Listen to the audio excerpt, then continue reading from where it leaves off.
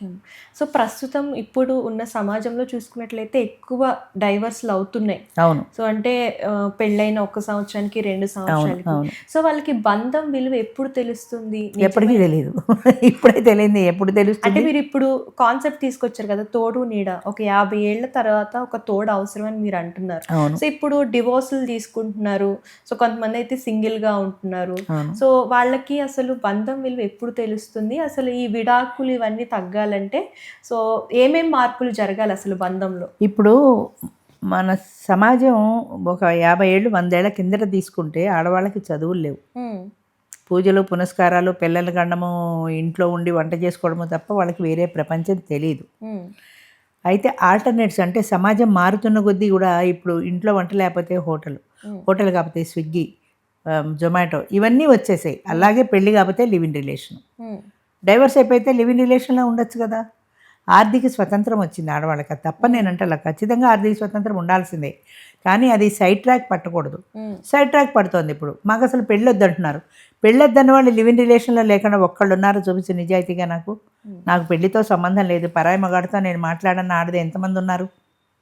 అందరికీ కావాలి తోడు. తోడు అక్కర్లేని వాళ్ళు ప్రపంచంలో, సృష్టిలో లేరమ్మా. హ్మ్. పైకి చెప్తారు గానీ, కాపోతే మీకు బ్యాక్ డోర్ మెథడ్ వేరే దొరుకుతున్నారు. ఫ్రెండ్స్ దొరుకుతున్నారు. ఆ ఫ్రెండ్‌తో సినిమాలకో, షికార్లకో, హోటళ్ళకో బయటికెళ్ళడంతో మీ నీడ్స్ సాటిస్ఫై అయిపోతున్నాయి. హ్మ్. అవసరమైతే ఫిజికల్ నీడ్ కూడా సాటిస్ఫై అయిపోతుంది ఒక అడుగు ముందుకేస్తే. హ్మ్. ఇంక పెళ్ళెందుకు?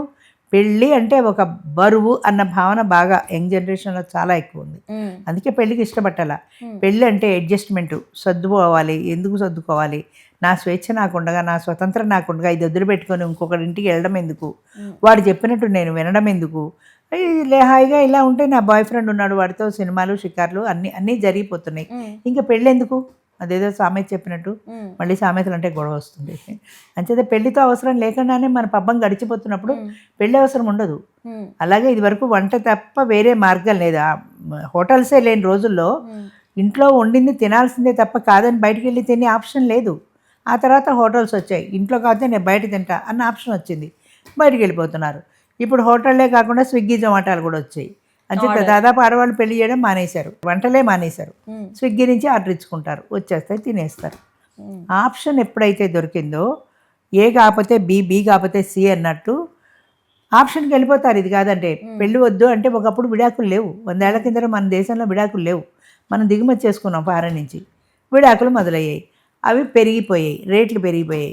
అంచేత ప్రతి జంట కూడా ఓ ఏడాది దాకా ఉంటారో లేదో కూడా డౌటే. హ్మ్. సంపన్న కుటుంబాల్లో లక్షలు ఖర్చు పెట్టి పెళ్ళిళ్ళు చేస్తున్నారు. హ్మ్. ఒక్కొక్క ప్లేటు 2,000, 3,000 పెట్టి పెళ్లి చేస్తున్నారు. హ్మ్. పెద్ద షామియానాలు, పందిళ్ళు ఇంత ఖర్చు పెట్టి పెళ్లి చేస్తే ఆ పెళ్లి ఏడాది ఉంటుందో లేదో తెలీదు.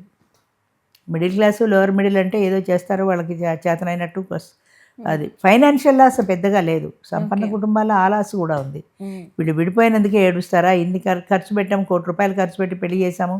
వీళ్ళు ఇలా ఏడాదికే విడిపోతున్నారని ఏడవాలా పేరెంట్స్? హ్మ్. Ego problem. ఎవ్వరూ తగ్గరు. హ్మ్.